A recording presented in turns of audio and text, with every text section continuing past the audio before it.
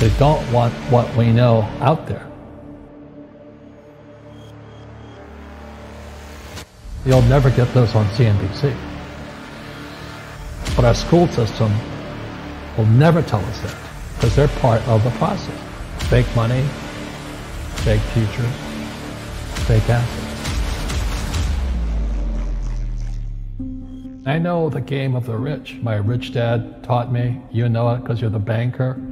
The bankers and the rich play is different than what they teach you in school.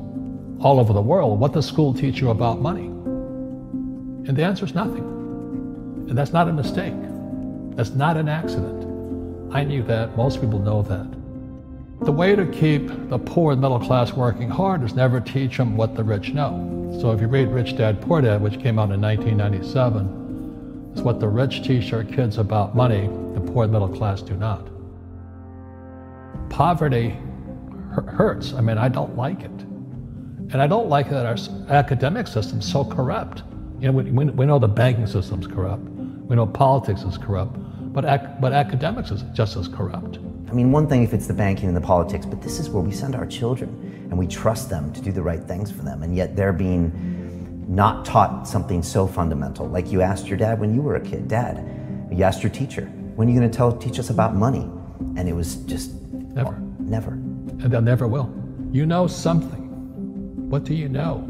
Share it. What is financial education? It's not get a job, work hard, save money, and invest in a well-diversified portfolio of stocks, bonds, mutual funds, and ETFs. The financial industry is two things, debt and taxes. In 1971, Nixon took the dollar off the gold standard, and the US dollar became debt. And we still tell kids to go to school, get a job, work hard, save money, and get out of debt. Now, who tells them to do that? That's the most ridiculous thing there is. The book starts and it says, lie number 1, saving money will make you rich. Yeah, it never will. You know that. All taught that as kids. Why would you save it and why would you work for it if they can print it faster than you can work for it? Why do you keep saving when they're printing it? The rich don't work for money. Don't you touch that stuff.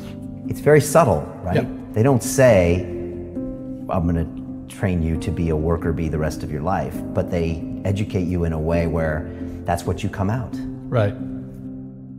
What else was what was he trying to do those first few months were you working for him? What was he trying to get across to you? Because he taught you the hard way about money.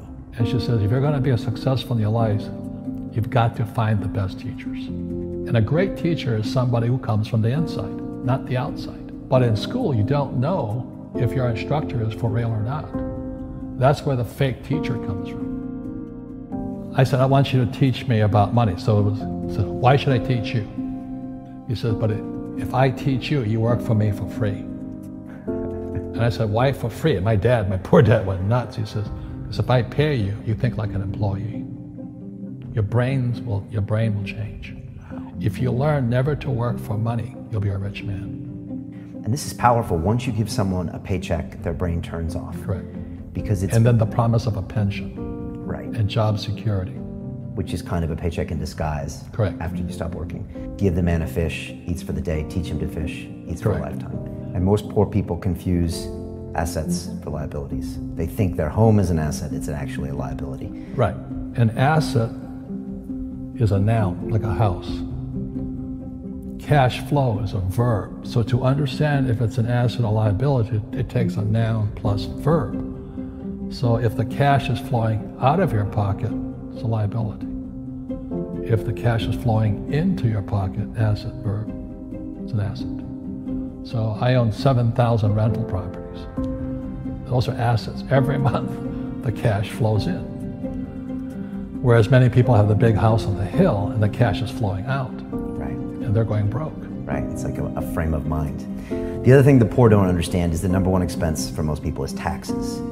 And yet we don't even see it. Isn't that weird? You walk around and you look at the paycheck and say, that doesn't seem right, and you don't realize that the government's got a huge hand in your pocket and you are doing nothing to minimize that. Again, correct. This is what is very different about the rich and the poor.